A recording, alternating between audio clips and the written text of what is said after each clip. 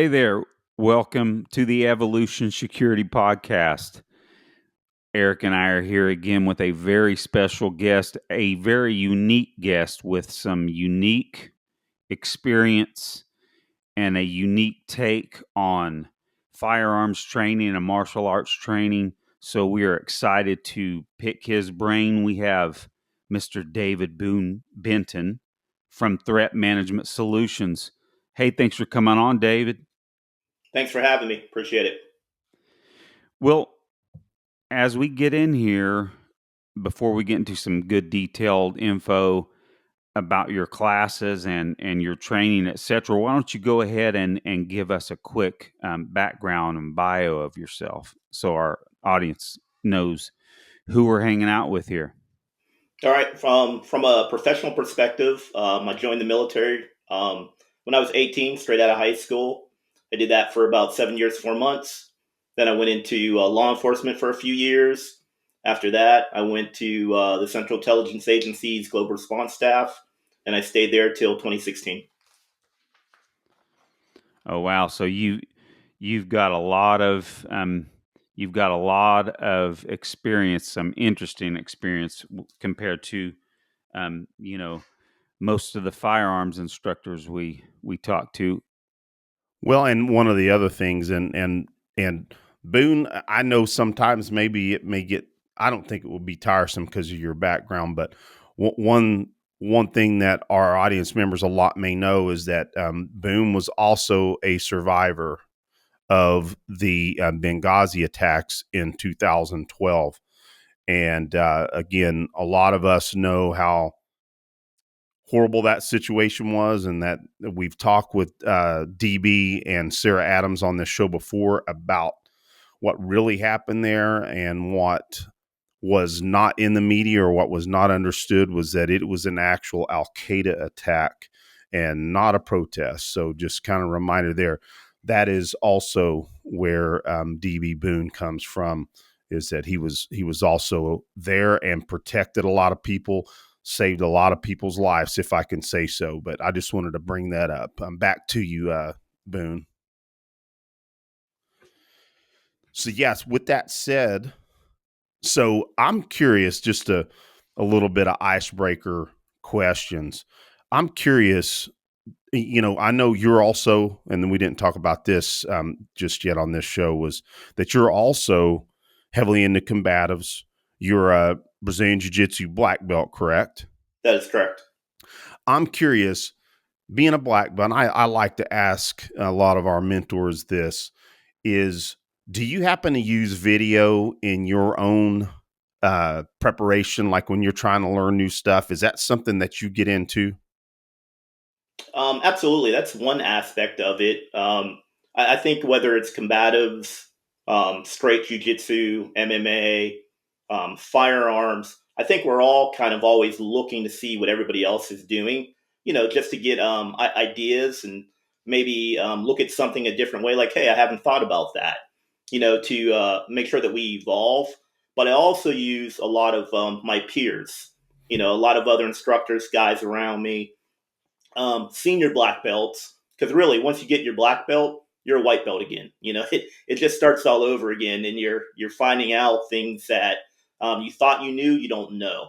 So I rely heavily on senior black belts as well to kind of guide me and get motivation. But as far as video, absolutely. Yeah, I am absolutely. I've spent a lot of money on BJJ Fanatics, I'll admit. I would say that I have narrowed down where almost all that I study these days has been a lot of the John Danaher stuff. Mm-hmm. Just because I think I learn well from his teaching methodologies. But yeah, I was thinking about that before pre-show. I'm like, I'm going to ask at the opening what Boone thinks of video. We live in a very interesting age. There is a lot of excellent information out there if you know where to find it. And I think you'll agree there's probably not so good information that's running around there too. But, I think it's pretty cool that we have the capabilities like BJJ Fanatics. Absolutely. I think what you touched on, the hard part is knowing what's good information and what's not good information. And that can be very difficult at any level. Oh, yeah, definitely. And again, also, like I also mentioned, is learning, like especially when it relates to video, is who you can relate to and learn from the easiest in that kind of medium. So, yeah. With that, I like to call it jujitsu dry fire. yeah, I like that. and I will mention, because we can go on and on about this type of subject, but I'm just a purple belt, so I agree. I mean, I'm working towards. I pray one day I get my black belt. I believe I will. Just stay consistent at it. But also being a coach at my gym, one of the best ways for me to incorporate new stuff. I kid you not. I will study video, and I will work techniques on my grappling dummy, and I'll let the guys know. I'll say, hey, listen, this is a brand new set of techniques this morning. Bear with me. I'm going to try something new, and I get the repetition in, and then all of a sudden I've got a new a new set of techniques added. So I mean, it's certainly valid. Absolutely.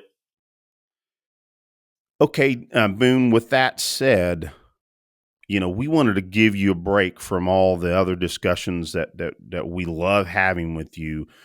We really wanted to talk about your personal training that you offer, and that's under Threat Management Solutions.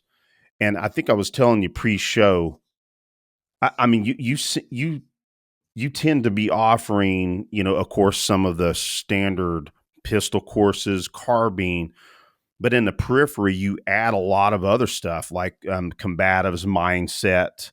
You talk a lot more about some periphery items that I think some instructors don't necessarily cover. Would you agree with that?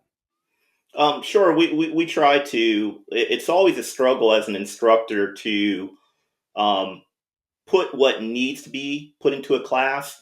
And if you break it down, there's things that the student needs to know, there's things that they should know, and there's things that are nice for them to know.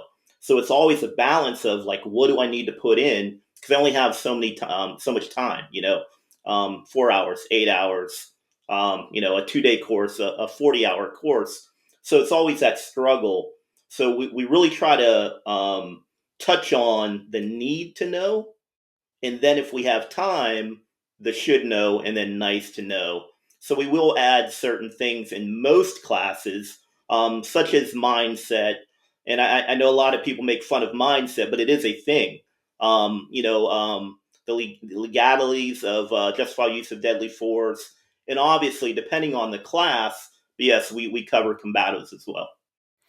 Yeah, I'm looking at what one of the classes that piqued my interest is your 1 day low signature pistol with IPM, which the IPM stands for individual protective measures. I mean, some of the subjects you already hit on, your mental readiness and awareness, which we know again, awareness is huge, if not sometimes the most important aspect, right? Um, you talk about some terminal ballistics in that course, concealed carry concepts and considerations, because there's a lot of people, I'll just stop on that one. Yeah. That again, we spoke about there's a lot of information out there. And I think, so I would imagine, even though I know you just a little bit, I imagine that you're trying to help people not make mistakes in some of the gear they're buying too, right? Am I reading that correct? We try to. It's just like any new sport, whether it's golf, you're going to go through a bunch of different brands and golf clubs. We all have like a box of holsters, Hmm. Yeah, I or do for knees or certain. whatever the discipline is. So we try to minimize that as much as we can, but we know it's a process you have to go through. But we want to start the student off right and minimize a lot of that learning curve, and hopefully they can learn from mistakes that we've already made. Nice. I saw that and I figured, yeah, that's it's just one of those areas where again you can see all the types of commercials on YouTube. And I'm not trying to beat up on people. I don't mean it that way, because um, we've all made those mistakes, but there are certainly some offerings out there that folks probably should avoid. Aaron, what you got, buddy? I would like to expound a little bit, if you could, Boone, on the aspect called individual protective measures. What would that mean? So we see a lot of training, and I'm not knocking any of the training. It all has a place. But we see a lot of training that I'm not saying it's bad, but it doesn't really apply to everyday life. Like run around Amen. with night vision goggles. Most people don't have a need for that. Not that they shouldn't be able to do it. So when we say individual protection measures, we're trying to give them TTPs that they can actually use to keep themselves safe if they're going to a little league game, if they're going to the mall, just in daily life, like things you're really going to need. Like when we talk about mindset, we're really talking about having the discipline and having the lifestyle change to train consistently, Good plan, point. plan a real training budget so you have the means to train consistently. Really study human beings, like pre-attack indicators, things like that. Awareness, situational, spatial, environmental awareness, actually understanding what's in your environment and then making that part of your lifestyle. So when we say individual protection measures, we're just talking about like basic safety TTPs that everyone should use daily anyway. Most people live in big cities, whether they realize it or not, they already do these things, where there's a inherent risk of crime, but in the suburbs, most people don't even think about it. They just go about their day. So that's what we mean when we talk about IPM. Excellent. Well, and Boone, it reminds me a lot of the time, and we talk about this on our show all the time about how important mental cues are. And I mean, I think all of us, we have various times of how ramped up our awareness is, and we also know we can't go around in code orange all the time, you know. So we have to understand where our awareness levels are, but also we can't be in transitional spaces with our heads in our rear ends, And so I think to your point is that a lot of folks in the suburbs don't think about even moving from their vehicle, from their garage to their vehicle, and how important it is, to take a little bit of pause and look around you. I mean, I'll watch neighbors, just not again because I'm trying to beat up on people, but I'll see them just completely being unaware. And we live in a quiet, fairly safe area outside of Fort Bragg. But, it's like Tom Givens says, where the nice neighborhoods are is where some of the nice stuff is. So you need to be prepared in case some folks that want to come in and take it are in your AO. So Well, it's just interesting that I taught a class focusing on concealed carry draw. The main thing that we really need to know as a skill set, right? And one of the students, I brought up the concept of being armed between your garage door and your vehicle. And right when I said that, one of the students piped up and said, "My best friend's wife just yesterday morning started walking to her car, and a guy made a beeline straight to her. Luckily, she got in her car and was able to drive off." Now, talk about a great weapon, that gas pedal. But I mean, in a suburb here in Tulsa, Oklahoma, some lady getting into her car in a suburb, and the guy started trying to bang and open up her. By the time she got in, he was trying to get in the car with her too. So Yeah, it's horrible. yeah, and one of the other items that's mentioned on your one day low signature pistol is also massive hemorrhaging, or excuse me, massive hemorrhage considerations. Which, I mean, again, so you offer a module on that's TACMed awesome. then too. We do the way we break down training is in three phases, and we kind of like to look at it as basic fundamentals or validation, and then practical application, and then stress management, force on force. And those can be totally separate classes, kind of like a progression, and you repeat them as often as you can, as often as time and budget will allow you to. But then we try to incorporate a little bit of all of that into every class, which is hard to do. So depending on the nature of the curriculum of the class, like the low signature pistol, we like to include some type of medical training, especially geared towards trauma, massive hemorrhage, penetrating wounds. But it wouldn't be like our full medical class, if that makes sense. Yeah, absolutely. And boy, you just piqued my interest too. So even in that 1 day pistol course, you might have some force on force as well. Depending on the nature of the class. If it's a fundamentals validation class, then probably not. But if it's practical application or a stress management class, then yes, definitely. Well, and I will say we only have so much time we want to steal from Boon tonight, but I will absolutely have the courses that you offer a plethora of courses. I mean, I see you also offer a red dot optics class. You offer, and I was going to kind of hit on this one too because it reminded me of where I met you was the inaugural combative summit, and the course that you taught was a clearing of structures, right? So I was imagining that your close range engagement course had some or has some of that curriculum, if not expanded, correct? It can. So a lot of the classes are a play on words. Unfortunately, we have to do that in the community to get people interested. Mm-hmm. For example, our low signature pistol course, it's a concealed carry course. But if I tell you, hey, it's a concealed defensive pistol course, you're not going to want to come. But if I'm like, hey, it's a low profile or low signature, low vis course, you're like, oh, that's Jason Bourne. I'm definitely coming to that class. Yeah. So, Good marketing. Yeah, yes, I was going to say that too. Yeah. unfortunately, but like close range engagement, it is basically a integrated combatives CQB class. But then we can break it down to where we focus on law enforcement and it's more of a team environment, or we focus on the law abiding citizen and then it's more realistic for what they do. And it's more of like a 3PRE, third party rescue and evacuation, kind of like we touched on at the combative summit.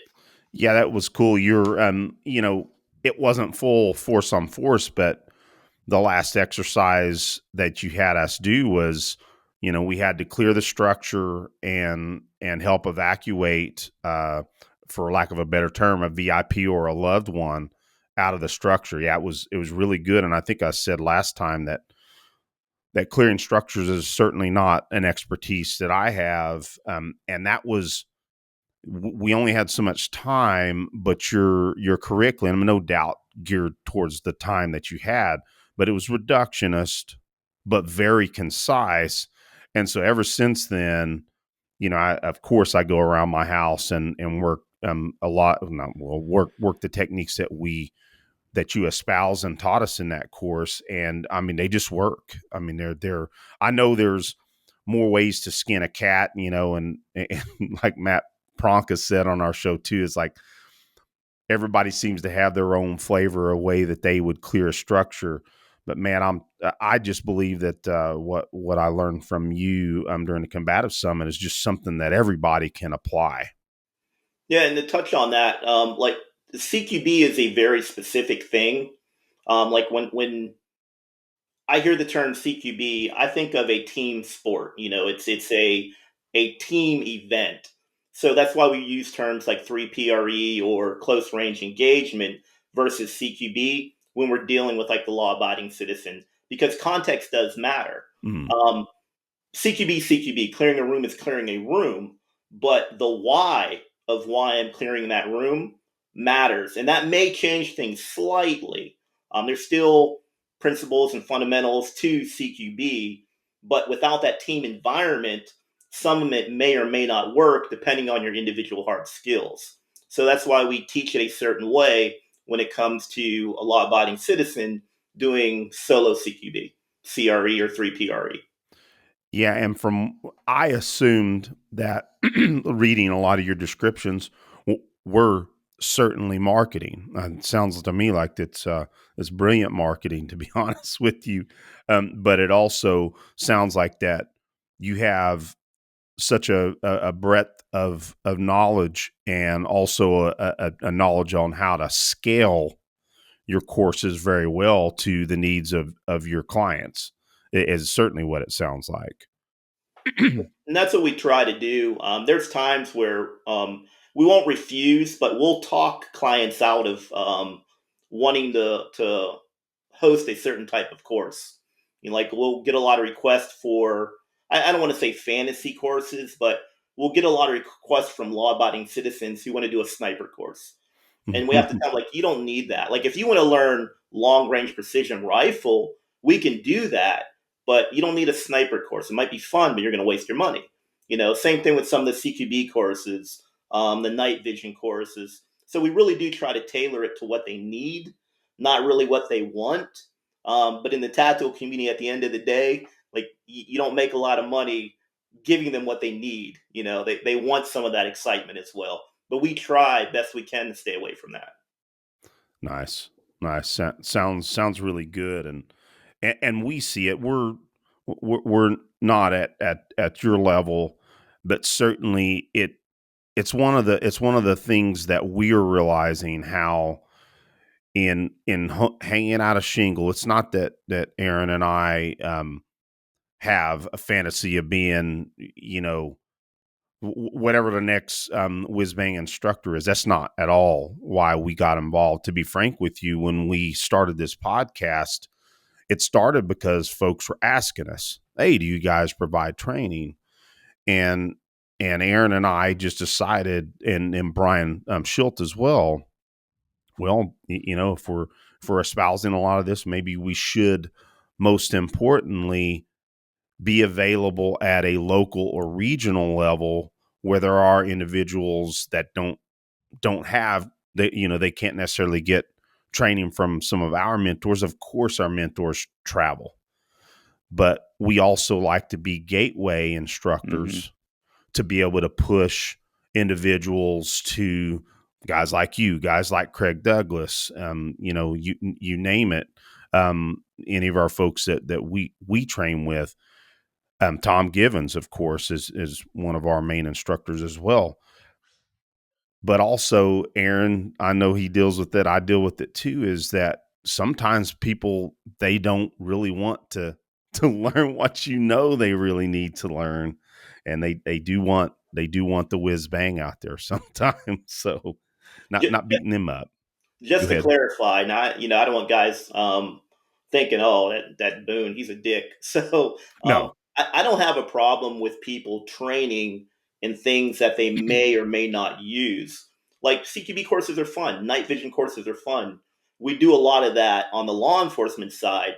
But like if a group or an individual wants to learn that, I've got no problem with them going to a school and learning that. We just try to focus on the citizen who is serious about personal defense and actually protecting themselves. But I'm not against Americans learning whatever they want. You want to go jump out of a plane, cool. Scuba dive, cool. CrossFit Games. You want to go to CQB course, have at it. I'm not against it at all. We just don't really focus on that, and we try to discourage people who might not have the frame of reference to know what they need and what they don't need, when their main goal is, hey, I just want to protect myself and my kids. That's all. But I'm not against the training at all. Sure. And I'll be honest with you, I don't think you had that tone whatsoever. No, I don't either. It is important for individuals that are new to self-defense to understand that they need awareness and managing unknown contacts, or some form of that, probably before they need anything else. And then second to that, we know they need some combative skills, probably before they need a weapon skill. So again, not everybody wants to get involved in combatives either. So, I know we might be beating a dead horse on that. But yeah, I love your attitude towards that. And I know our audience does as well.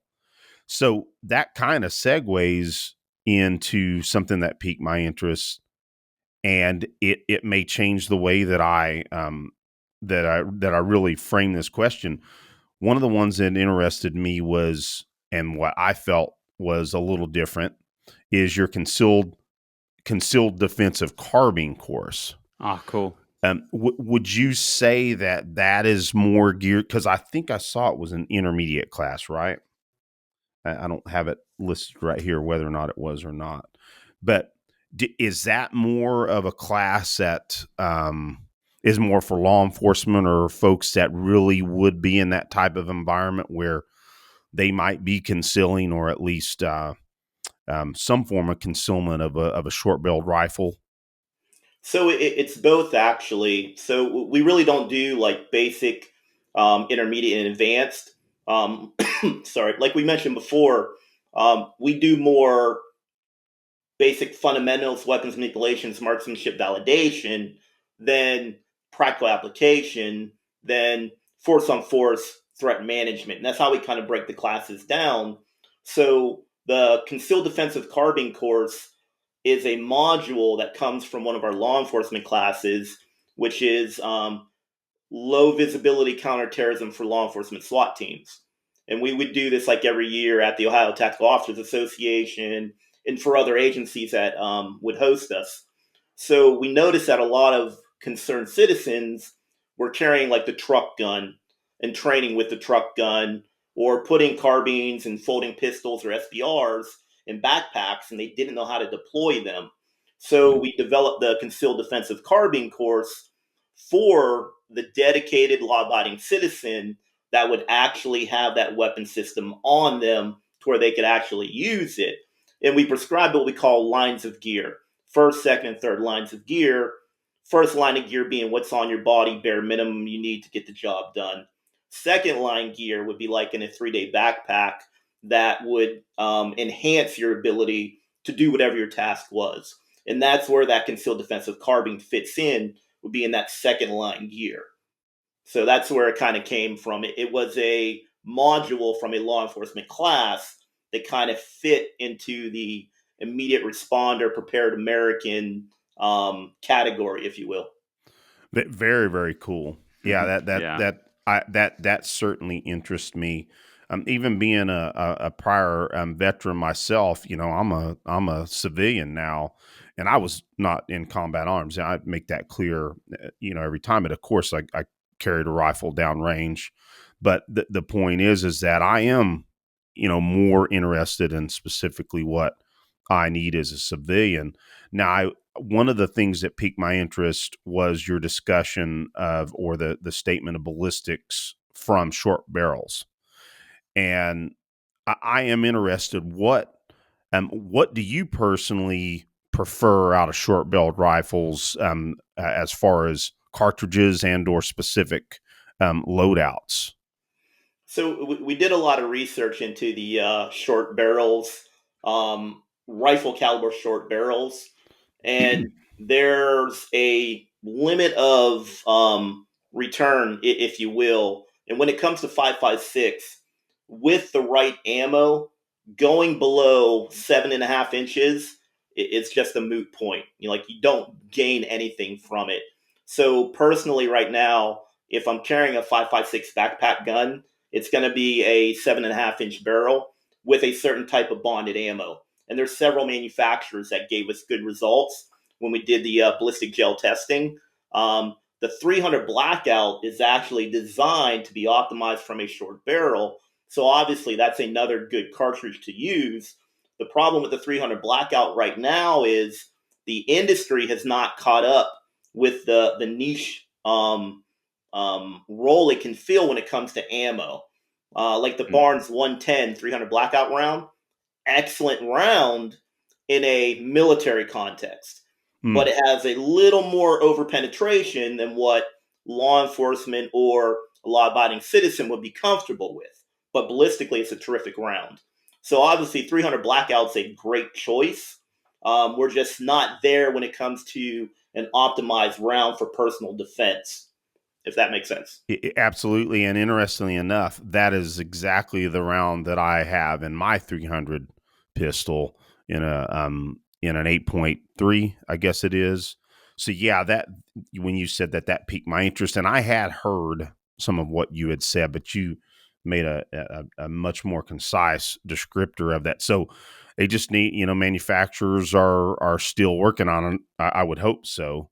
But until then, so would you still recommend that round to your average civilian, or do you have another one in mind that you would recommend with a In 300? 300 Blackout, I actually use that round, although it does overpenetrate slightly in gel.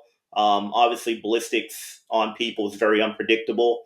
Um, the Hornady makes a round that we haven't done a lot of testing with yet. We need to do a lot more, but it shows promise for ideal penetration. Um, as far as 300 Blackout goes, I mean, that's about it right now. The rest are like 5.56, the bonded rounds, 64 grain, the 62 grain. The Spear 64 is actually being phased out for the Spear 62 grain. They have identical performance. The Winchester 64 grain bonded rounds, another good one. The Barnes 55 grain is another good one too. And this is all out of a 7.5 inch barrel. Now, understanding that there's a lot of cons that come with that 7.5 inch barrel. So you have to put it in context and understand what the weapon system is for. Can you still punch through body armor with it? Yes, you can. Can you still reach out to about 150 yards? Yes, you can. Um, Ballistically, it's like a 100-yard gun. Terminal ballistics wise, it's a 100-yard gun. Can you hit targets farther? Sure. Will the ballistics be optimized for that? No, it's not what it's designed for. So as long as people understand what the intended purpose is of that short barrel, it's concealability and maneuverability. That's it. So speaking of 5.56, and I don't mind being vulnerable. What I chose in my 10.5, and I just happen to have a box of it sitting here, is the Barnes TSX boat tail, which is it's their all copper 70 grain. Yes. And I wonder what you thought of that out of, say, the 10.5 or 10.3. So out of the 10.3 in the past professionally, we use the 70 grain, the brown tip, and it performs very well for its intended purpose. It's just slightly expensive and hard to get. Yeah, and to my knowledge, that's why I chose this specific round, because to my knowledge, it is a civilian version of the brown tip. Am I correct on that assumption? Or Yes, at as least far as I know, close. that's correct. Yes. Yeah. Cool. Nice. Yeah. So that's something that I went and so my loadout for my 10.3 is that I guess civilian version of the brown tip. Well, cool. And I especially it's good to hear from guys that have used this professionally, because that gives us a lot of, at least some data points to go by for certain. Aaron, you got any questions based around that? Well, you actually asked the question. I was curious about the particular rounds that I guess did you give any? Maybe there's a few more specific loads. So you mentioned the 62 grain bonded, which I think Gold Dot and the Federal loads are the same projectile. Am I on the same page with that, or? No, so the Spear 64 grain gold dot was a very effective round, but Spear discontinued that for the 62 grain. But they're supposed to have ideal ballistics, or not ideal, the same ballistics. So the 62 grain replaced the 64. So you may be able to find old 64 grain on the market, but they no longer produce it. So if you get brand new ammo, or if you order it from Spear, it'll be the 62 grain, not the 64. Okay. The Winchester 64 grain, the Winchester Ranger, was another one that performed very well. And then the FBI 5.56 load, which I think the civilian version is the 62 grain Fusion. Yep. It's the same bullet. So Yep. those loads perform very well. And then the Barnes 55 grain or 50 grain performed very well also. Yeah, I've got the fusions in a couple of my rifles. I like those too. Pretty darn accurate too. So, well, this has been a neat discussion about the training you offer, and we say this to most of our guests. It's time for us to get into some of your courses, and I don't know how far away you are from the Fort Bragg area, but I just went through a season where the range that I was offering classes wasn't, there was a board member didn't like people doing for profit classes, but now that's been reversed. So I'm back to doing classes back out there, and I can also host courses there as well. So maybe I don't know if, and I'm sure you probably spent some time out in the Fort Bragg area, but maybe I could, it'd be a good reason to have Aaron here for one of those if you would be Heck interested. yeah. I would be honored. I've been through Vietnam once or twice. I would be honored. Also, for Oklahoma, I actually go to Kiefer, Oklahoma, which is right outside of Tulsa, quite a bit, and use the Iron Gall range out there. Oh, I know exactly where you are, and that's very close to me. So yeah, that'd be awesome. So Yeah, I took. sorry, Aaron. We have an excuse to come to either location then. Mm-hmm. Yeah, let's keep in touch and make sure we know when you're coming in this area, or if we can host you, and I'll give Eric the honors of that. So awesome. So segueing, one of the interesting subjects that I thought about, again, not being combat arms, certainly didn't do any type of GRS or the like gigs. But it was interesting to me. I know that you guys, let's say, as an example, one of your last gigs, say in Benghazi, um, obviously you guys worked hard, and you've done a good job in describing, how busy you guys were. But was there ever times where you felt like, hey, we all need to keep our combatives or our weapons handling skills up? Is that something that, did you guys ever have time to, at least dry fire or, get on the mats together and whatnot? I was curious about that. Excuse me. Absolutely. So it really depends on op tempo, how busy you are, but all the guys are into something. Like obviously, physically, as a stress reliever, guys are in the gym all the Yeah. time.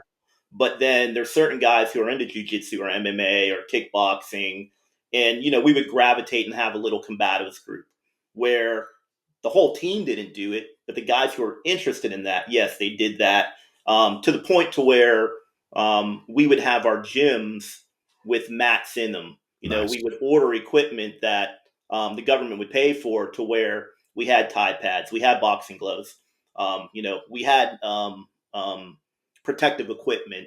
So we had all that equipment to do that. And as far as dry fire goes, everybody dry fires. Now there's certain places where we have a range, and if we have access to a range, then we'll shoot and train as much as we can. If we're at a location where there's a shoot house, then we're going to utilize that as much as we can on our own time. Now, professionally, there's a deployment cycle that we have to go through. So there's certain training that we have to go through anyway. So when the guys are deploying, they're already spun up. They've already been through some type of pre-deployment training anyway. But yeah, it's constant. When guys are downrange, if they're interested in like USPSA or just being better shooters, then they're always dry firing or live firing any chance they get. And the same goes with the combatives. Yeah, I assume so. I just thought it'd be a fun question to ask for audience members that certainly have no connection to that. And I personally assume, I'm like, I guarantee those guys are consistently training when the opportunity arises, because obviously you guys are in the thick of it. At any moment, clearly you guys got into gunfights during that deployment. But the fact that you guys kept your skills up does not surprise me whatsoever. Yeah, I thought that would be a fun question. Well, not only maintaining the skills, but it's also a stress reliever. And I'm not going to lie, we play a lot of video games too. So Sure. There you go. Why not? It is funny you mentioned that. I really don't play video games that much anymore. I went through a period because when my son, I think I mentioned he's a Marine now. He's been a Marine shoot for I'm going on 5 years now, and he and his family with our grandson and his wife, they're in Okinawa currently. But when he was around, I played a lot more because he was here, or I say here, at the house there in Washington when he was still in the house. Um, but one thing I certainly do every time I deploy, I end up playing video games a little more because it is a stress relief and it's fun, and especially if you got guys that like to do it together, then it's a camaraderie thing. I mean, heck, I'm heading overseas again. Nothing special. This will be my first time. I'm not going into Afghanistan or Iraq. I'm heading to good old Kuwait for a little while here next year. So I still, no matter where it is, I still kind of I focus on improvement. There's a lot more time, not as busy with two jobs. And so I just use it as an opportunity to gain some improvement. Always jujitsu, even there in Kuwait, there's always something going on jujitsu wise. So I'm looking forward to that as well. So Boone, you're the one that brought up video games. So what were some of the video games that you guys played overseas? So the big one then, and again, I mean this spans multiple years. Yeah, But just lay it all out there. If it's Mario Brothers, just drop it. it's not Mario Brothers, but I am a fan of Mario Kart. But it actually started in Afghanistan, and I swore that hey, I would never play video games. I walk into the team room, everybody's playing video games on their downtime, and I'm like, that's unprofessional. I'm here to work. I'm not doing that. 2 weeks Hmm. later, I was playing video games with them. So back then, it was Halo, obviously, Oh yeah. and then after Halo, it became the Call of Duty series. The majority of the time, it was the Call of Duty series. Then it was Battlefield. Then it would go back to the new Call of Duty. And then currently it's Battlefield, and then Call of Duty again. So between those two games, it's probably we play the most. Yeah. And Imagine that. Those are some surprising titles there. I've been thinking about honestly. What is it? Call of Duty has a new one out. Call of Duty 6, maybe. Am I correct on that? I don't mind being incorrect on the air, but I think my son mentioned that, and I believe he said he's been playing that. But yeah, that now you got me thinking about turning on my Xbox at some point. Well, Well, cool. Go ahead, Aaron. I think I would like to ask this question now. Boone, you are a GRS or a global response staff, um, in which you supported the CIA, correct? Now, what are some misconceptions that you might want to clear up, or what are some things that people assume about jobs like that, working with the CIA, all that stuff? What are some misconceptions that you might want to dispel? That I think that would be interesting. We are not Jason Bourne assassins. The nature of GRS is a covert classified support element, but we are enablers. We are a support element that enables other people within the agency to do their job. I know that's vague, but It's probably because you have to be vague. I completely understand all of that for but we're certain. we're not, direct action Jason Bourne assassins. It's not what we do.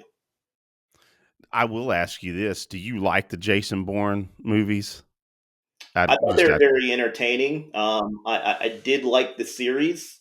Um, I like the way they ended it, and I think that they should stay ended. But yeah, I enjoy the series. Yeah, I think ultimately that's what it's about is it entertaining? And I think a lot of us at some point, and I'll just say this, the John Wick series, super cool. But I will say at some point I get a little bit overwhelmed if there's too much, it's, I know it sounds counterintuitive, but boy, at some point I'm like, man, can we get to some dialogue here? We're like But Fast and Furious. We're on what, Fast 10 now? yeah. I mean, we could have stopped at 3. Since we're on that subject, what did you think of the Terminal List series that came out based on Jack Carr's book? Did you see that series on Amazon? I did, and unfortunately, I didn't read the book before watching the movie. I really enjoyed the movie, but I would suspect that the book is much better. So I What? need to read those books, but I really did enjoy the series. Yeah, and I will admit I'm a voracious reader in those types of thrillers. It's just one of my pastimes. I like to read nonfiction as well, but I do read a lot of novels, and I will say that Jack Carr's novels are excellent. Plus, he seems to be from the outside looking in, seems to be super humble, seems to be a good dude. And yeah, I will tell you the book is outstanding. I mean, it's like the best poetic justice revenge, and of course it has the cool ending. But I will say that series was pretty close to the book. It just didn't, obviously you can't have the same amount of details, and it did have some changes. But yeah, I recommend that book very highly. Well, I just wanted to interject on that a couple of things. I loved the fact that that series was basically a BCM commercial. And joking aside, of course, I love my BCM rifles, but what I dug, and when you see actors that are actually manipulating weapons like they've been trained, and that's the way Chris Pratt was in that movie. I just dug the heck out of that. He it's amazing how often you see actors using weapons, and you can, any of us that have any decent training is like, oh my gosh, that did they not have someone to at least tell them not to wrap their finger around the trigger guard, things like that. But I loved how well Chris Pratt ran his weapons in that movie. It was at least convincing. He obviously had a little bit of training to do a good job on that. Yeah, and to my knowledge, and I don't have the gentleman's name, is it? I think his last name's Shaw. I feel embarrassed because I just heard it again the other day.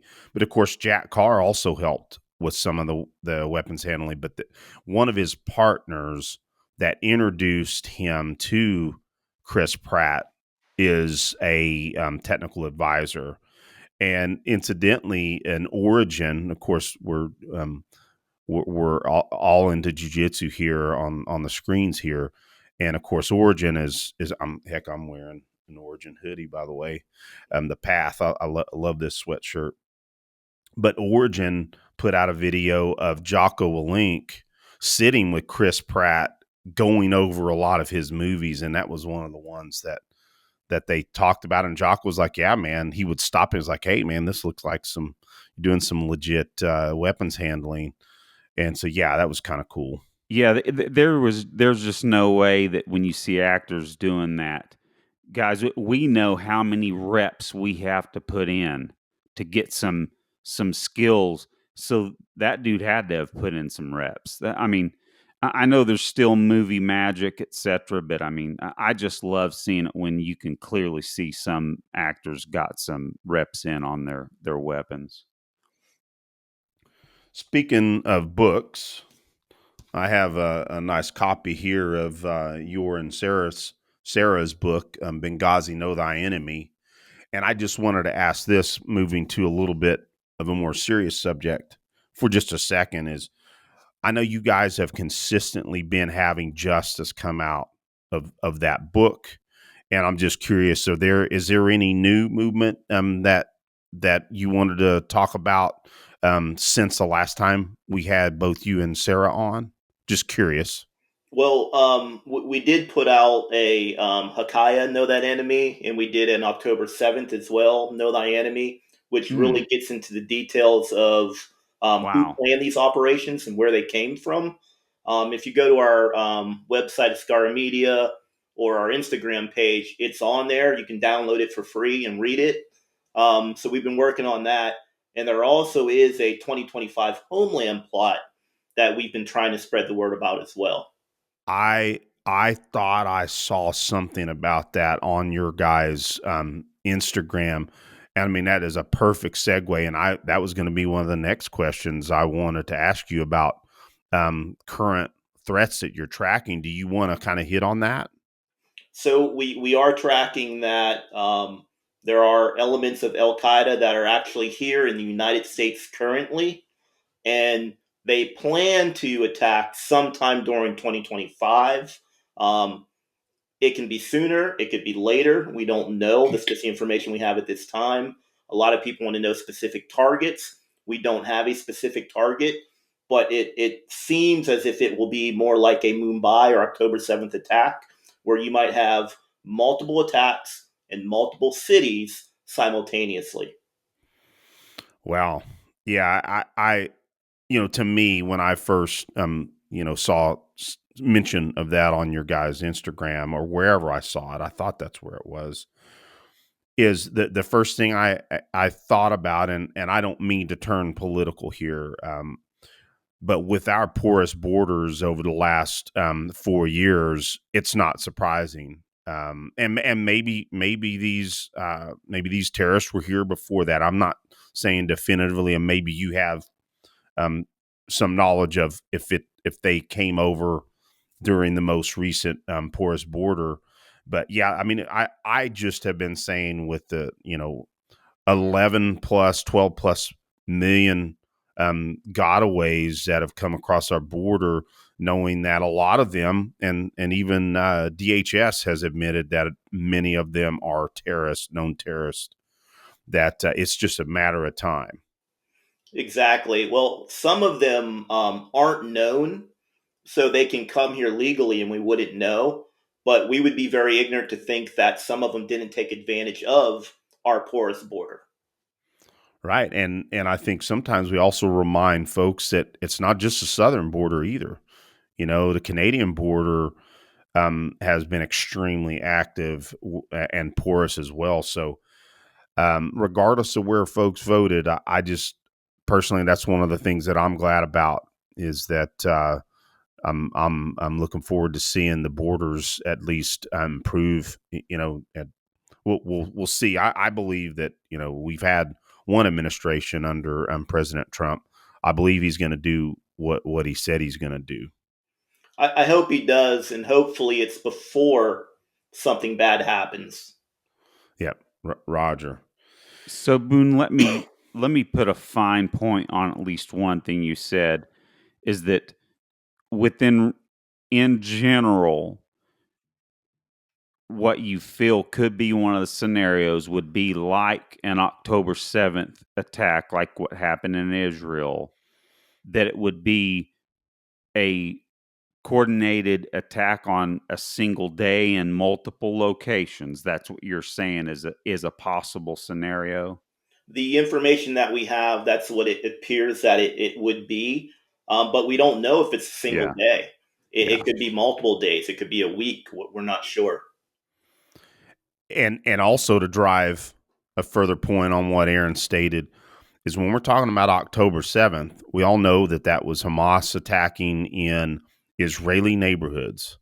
So from neighborhoods. What did I say? No. I'm Okay. putting a fine point Okay, on I'm it because sorry, I'm buddy. getting ticked off about it. You know what Yeah. I'm saying? So the point being is that it was an attack in neighborhoods. So I mean, when I'm hearing you say that, that's something that Aaron and I think we've spoke about that possibility on here before, and it's certainly something that we have certainly been concerned about. But to hear it come out with somebody I really trust and has their ears to the proverbial track, then that definitely peaks the ears, and the hair comes up on the back of the neck for certain. Well, and it doesn't have to look like Red Dawn to where these terrorists, let's say, fly in and literally infiltrate a few areas, and it's months that, all of us that have our food packed away and water filtration and all the stuff we know we should do to have, at least something to protect ourselves under some major event. But we don't believe, those of us that know this stuff, we don't think that's going to happen. But a couple day, week long thing that could occur in some suburban neighborhood just out of nowhere, that is a highly probable no, but it's possible. So at least understanding that and being prepared at least a little bit, because it's not like, what would be a response? Let's just say that's what they did, because a lot of people are not expecting it, that they bring 20 guys or 20 terrorists into some neighborhood somewhere, and they start going house to house and killing innocent families, etc. What would our country's response be to something like that? Well, unfortunately, right now, I don't think that they have a response because I don't think they're taking the threat seriously. Wow. But it would come down to the individuals protecting themselves and then local law enforcement responding, local first responders responding. We have national assets on the federal level, both, um, you know, um, federal law enforcement special mission units and DoD special mission units, but those guys don't just spin up in 30 minutes. Even your local SWAT team, you're looking at 35 to 40 minutes as a standard response time. So you're looking at the individual being on their own for at least 35, 40 minutes, and then the individual first responders, the guy on patrol, the gal on patrol, they're the ones responding immediately. And they're the ones who really need to be able to have a handle on it so they can minimize the casualties as much as they can.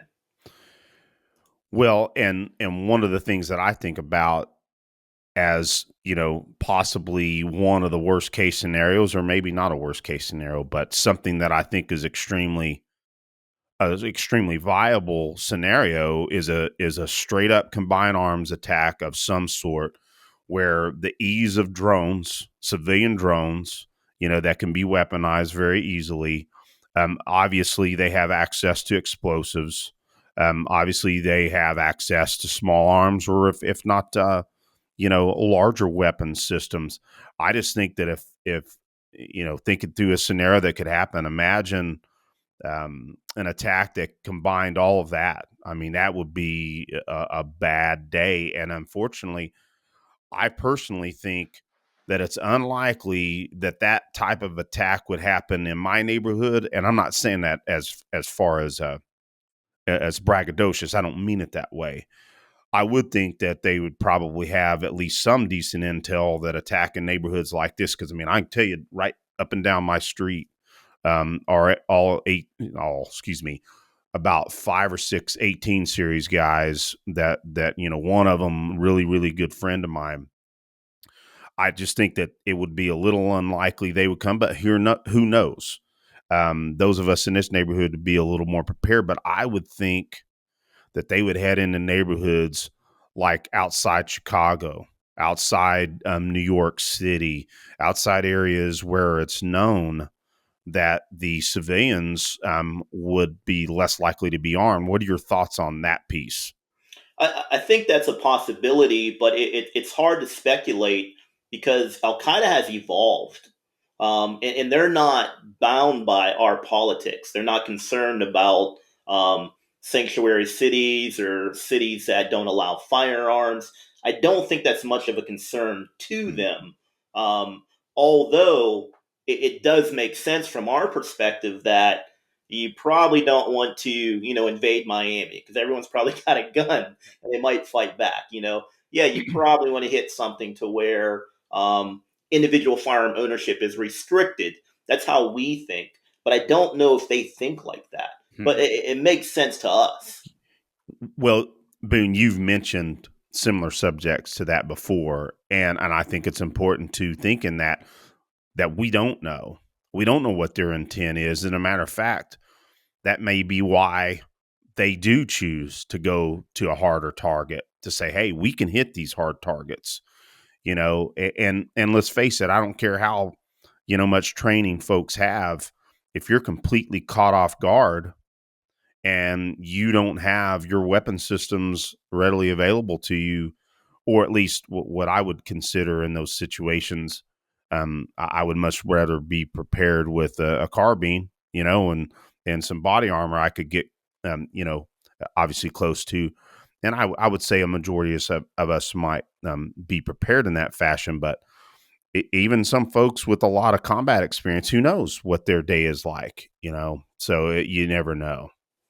Sure, every individual is different, but I mean, I know of people who come from high level special operations units, and some of them don't even carry a gun daily. I know some of those guys, and and they're some of my really good friends, jiu-jitsu training partners, and I think it's just that they see the wars over there. That's where I'm prepared, and when I'm back home, it's not near as important. But I will say this: I think it's important to drive this home. Number one, I don't fantasize about any of that crap. I want no part of that. Right? I know I would bet that you guys both agree. Yeah. There are some individuals that probably do. I almost laughed. I apologize. I didn't mean to. Is that there are some individuals that do, man, bring it on. I don't think that is the proper attitude to have. No. Your thoughts on that one?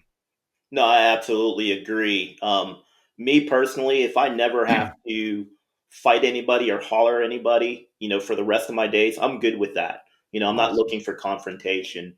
I do think that the American male, especially the American male who served in the military or law enforcement, does have an ego to the where like bring it, not in homeland, like we all carry guns, we're all trained. That won't happen here.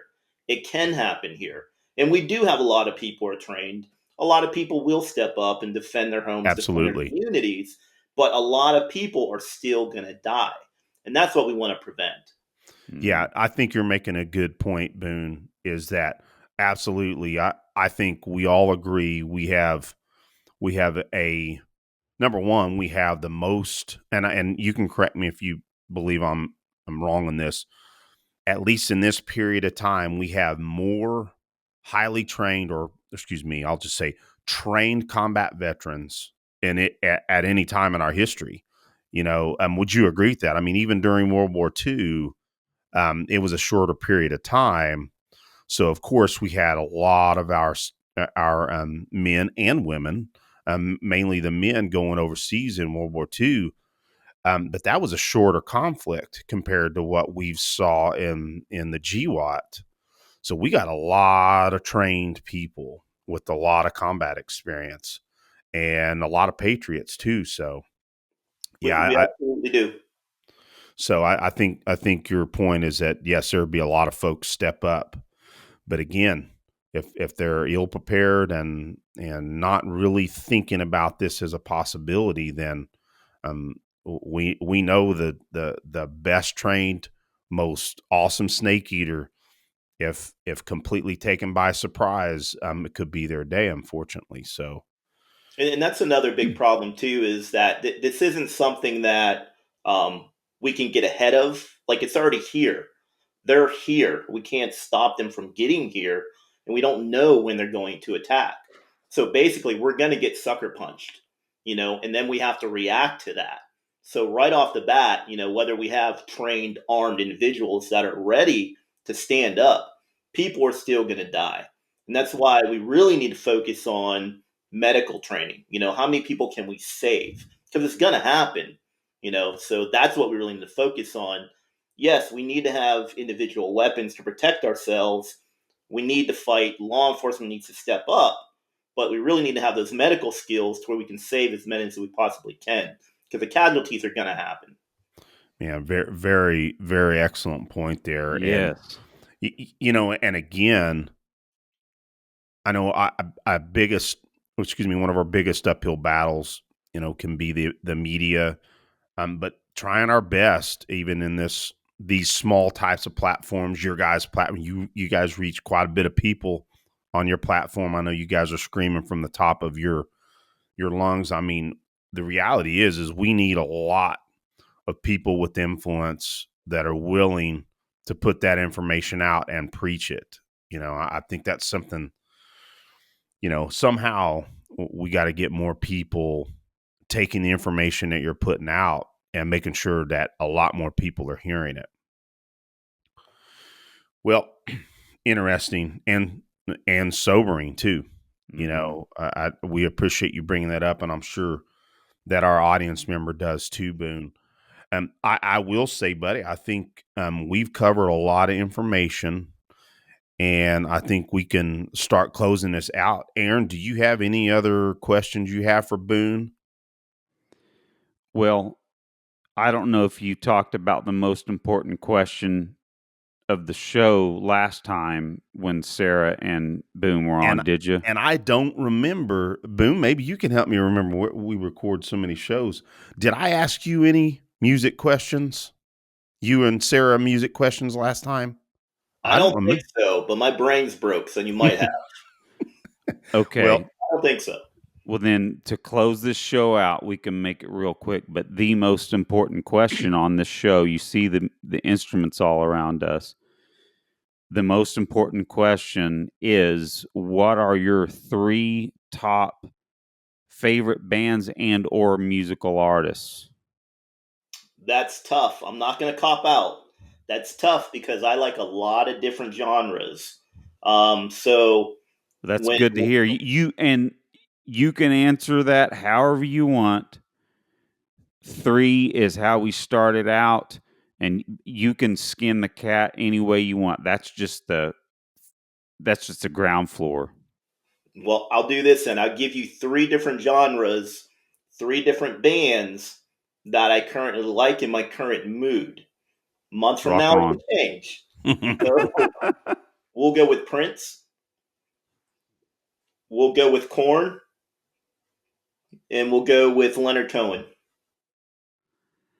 Excellent. Now, I'll be honest, I don't know who Leonard Cohen is, but the Korn and Prince, that's awesome. What a great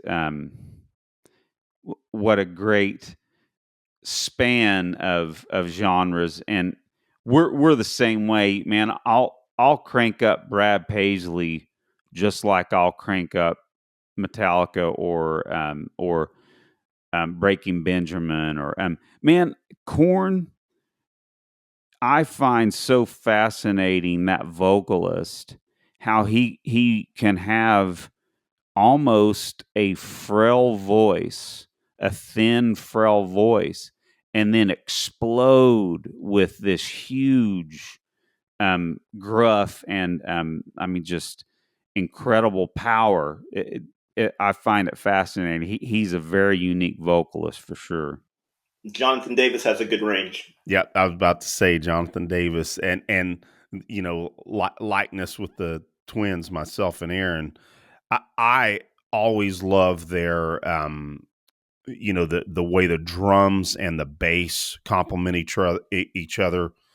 Nice bottom end with the bass, and excellent attack from the drums. Of course, me being a drummer, I always appreciate that. So yeah, Korn. I listened to a little bit of them maybe about a month ago. Now you got me wanting to break it out tomorrow during my workout. Well, So I'm going to do that. Prince, so there's a handful of what I consider literally perfect albums, and Prince's Purple Rain is one of them. You got Miles Davis, Kind of Blue, Sheryl Crow, Globe Session, U2, The Joshua Tree. But Yes. man, so Purple Rain's one of those. But you just span Prince's career. What a ridiculous musician, songwriter. And I care more about songs than musicianship, even though I care about the virtuoso music kind of thing. But man, the songs from Prince, I mean, something like the song Kiss. Holy cow, man. Singing falsetto the whole song until the very last line. Stuff like that's brilliant. Yeah, I will admit, man, when he passed away, that hit me pretty hard. I Oh don't, yeah. and of course, Aaron and I have played in many bands together growing up, and in some of our, rock, alternative metal bands, we would play Purple Rain, Mm-hmm. and our audience, even being the genre of the music that we played, loved it as well. So I mean, Mm-hmm. Prince touched a lot of people, and we would always break down and play Purple Rain, and people loved it. I would love to hear you guys play Purple Rain. Well, Well, maybe we'll have to do that sometime, Aaron. sounds good to me. Yeah, we'll make that happen for you. One Well, thing I really liked about Prince, though, like he truly was an artist to where he wrote music, he wrote music for other people, yep. he sang, but he can also play the instruments as well. Oh yeah. Absolutely, And, all of and them essentially, all the primary um, instruments. and he could dance. Now I'm not a big fan of dancing, but he could still freaking dance too. In the '80s, you had to be able to dance like that. Well, and guys, I don't know if you saw this. I'm, not a huge Oprah fan, but Aaron, maybe you saw this, maybe you did too. Boone, I really wish that he would have recorded a version of it. But one time he was on Oprah's show and he played Purple Rain on piano. Had either one of you heard that before? I Mm-mm. have it now. It was amazing. It was only a short bar, but I'm like, and my wife, she goes, "Hey, come listen to this. This is some time ago." And she's like, "Oh, you got to hear this." And he played just a couple of bars of Purple Rain, sang it, and played it on piano. I'm like, why didn't he record that? During his life, because it was awesome. Well, I know we could talk too long on this, so we need to let you go, Boone. But I will say this again on Purple Rain. Guys, you can look up the video of it. Purple Rain was recorded live as basically a Lisa, I can't remember her last name, but it was a song that she had been going over, and they decided to play it at this concert and almost as an improvised song. And there's video of them doing it and like little tidbits of graphics coming in. So this part was overdubbed. This is what's on the recording. This, Hmm. so yeah, it was actually a live recording. People don't understand that. When they listen to a live album, they hear all kinds of reverb and all this stuff, and the people screaming and stuff. But actually, when you record instruments on a stage, it's almost like a studio. There's lots of it just doesn't sound. They make live recordings sound live because they don't sound live if they don't. But yeah, look that up. Yeah, Purple Rain was actually recorded live basically as a jam. And I didn't that's know how. that, Aaron. Yep, Neither. yep. So, well, Well, well, Boone, I will tell you, this has been a lot of fun. I hope that you had fun talking on some subjects that you don't get to hit on very often, highlighting your training, which it sounds incredible. Can't wait to yeah. get into some more. Of course, I had some training under you at the summit. But yeah, this has been a lot of fun, very informative. I think our audience is going to appreciate all of it. So thank you so much for coming on. And Aaron, I'm sure that you had just as much fun as I did. Oh yeah, having a blast. So glad we get to talk to guys like you and learn from you and hear the breadth of experience, depth and breadth. So thanks for honoring us by coming on. Honored to be on the show again. Thank you. All right, Boone. Well, I guess with that said, we'll go ahead and say good night. Take care, Good. brother. Be safe. Good night, guys.